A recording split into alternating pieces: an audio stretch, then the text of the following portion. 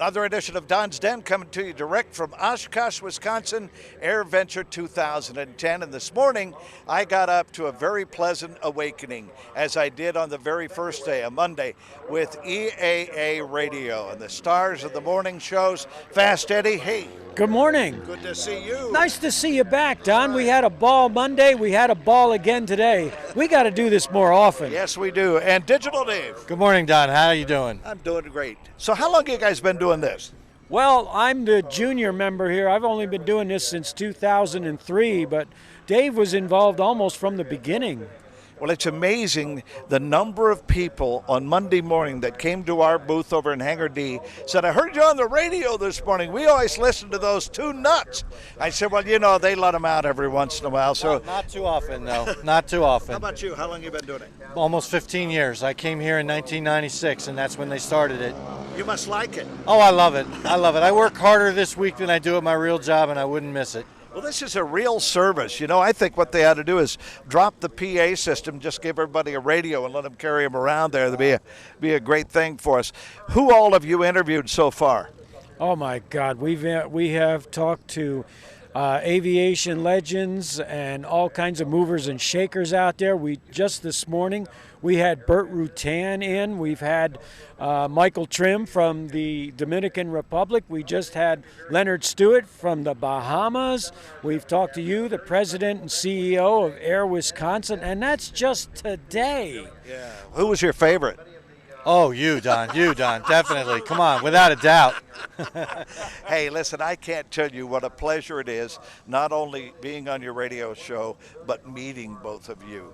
It's really been a treat. You know, I started out in radio long ago, back in the crystal set days, vacuum tubes and all that.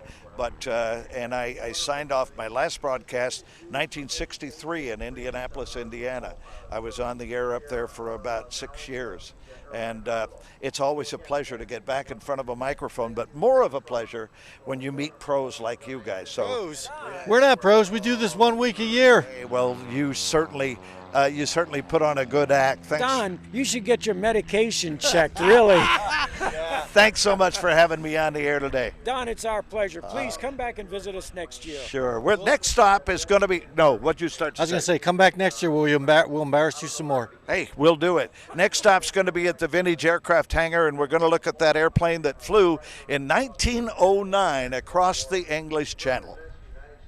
We're here in the Vintage Aircraft area once again with Eric Preston, and we're standing beside an airplane, a replica of an airplane that actually Louis Blériot flew over the English Channel all the way across in 1909. Eric, how you doing? I'm doing good. Good. Can you tell us a little bit about the replica? Well, it's a replica of Louis Blériot's airplane. Louis crossed the English Channel. He was the first person ever to fly heavier than air aircraft across the channel on July 25th of 09. And this is a pretty accurate replica dimensionally. It's got the original airfoil. It has wing warping and the flipper tail and tail skid and no brakes.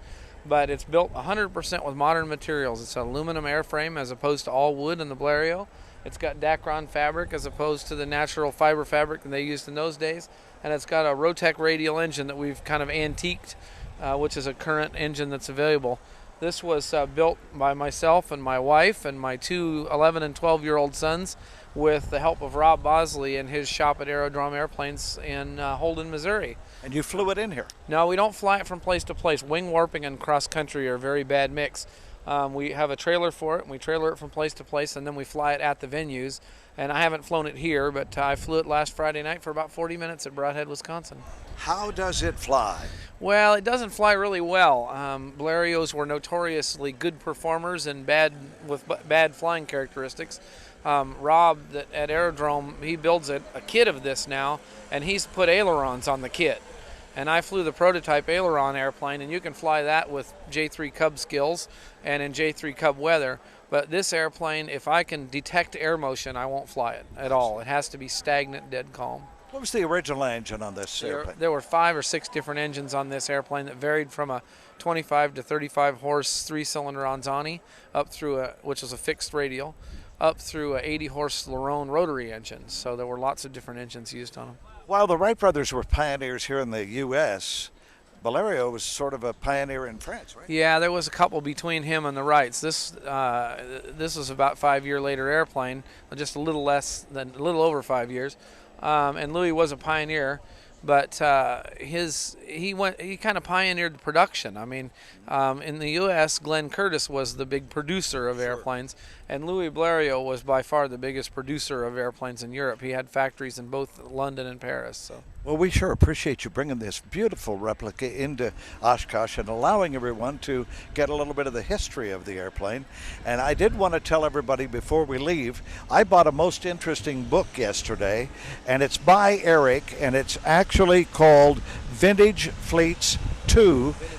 Vintage Flyers 2. Flyers 2, I'm sorry. And, it's my latest book. I've done 5 books over the years. There's 790 vintage airplanes in it. And the best way for your members to get it would be I list them on eBay constantly, so they can go on eBay and it talks about all. But it's 790 airplanes pre-1955. So way cool, and way cool talking to you. My pleasure. Thank you so much for being with us. Okay. Nice to meet you guys. Just about time to wrap up day 4 here at Oshkosh and AirVenture 2010. Still time to come up for Friday, Saturday, Sunday. Big events happening every day, so don't forget it. And don't forget to visit us, Hangar D, booths number 4123, 4124, and we've got a big forum coming up on Saturday. That'll be in the Remos 11 Pavilion, 2:30 to 3:45, so we'll be looking for you there. In the meantime, this is Don's Den from Oshkosh, Wisconsin. Hope to see you right up here at AirVenture 2010.